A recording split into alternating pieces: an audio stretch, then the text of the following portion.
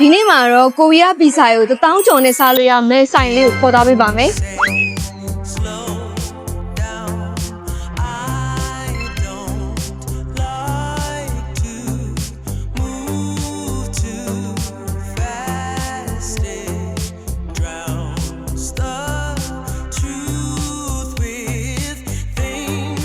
ကျွန်တော်အခုရောက်ရှိနေရတော့မင်္ဂလာတုံမြို့နယ်တာမနယ်မော်ရဲ့ ground floor မှာရှိတဲ့ပီဇာမာရုဆိုင်ခွဲလေးပဲဖြစ်ပါရဲ့တာမနယ်ဆိုင်ခွဲလေးကိုဘယ်လိုလာမလဲဆိုတာမသိရင်ကျွန်တော်လက်ညွှန်ခဲ့တဲ့အတိုင်း mail address ကနေဝင်လာကြည့်လို့ရပါတယ်ဒါဆိုရင်1000ကျော်တဲ့ပီဇာကိုဘယ်လိုရလဲဆိုတာသိချင်ကျွန်တော်တို့လိုက်ကြည့်ကြရအောင်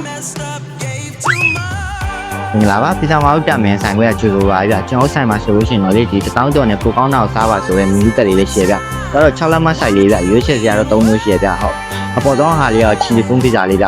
အလဲဟာလေးကတော့တွားကြတော့စက်သားရည်နဲ့တီးတဲ့ပီဇာလေးဟာဝိုင်ဘarbecue chicken ပီဇာလေးလို့ခေါ်ရဗျအောက်ဆုံးဟာလေးကတော့စက်သားဟိုမှာအဆက်ပီဇာလေးဗျတွားရတော့ double chicken လို့ခေါ်ရဗျဟုတ်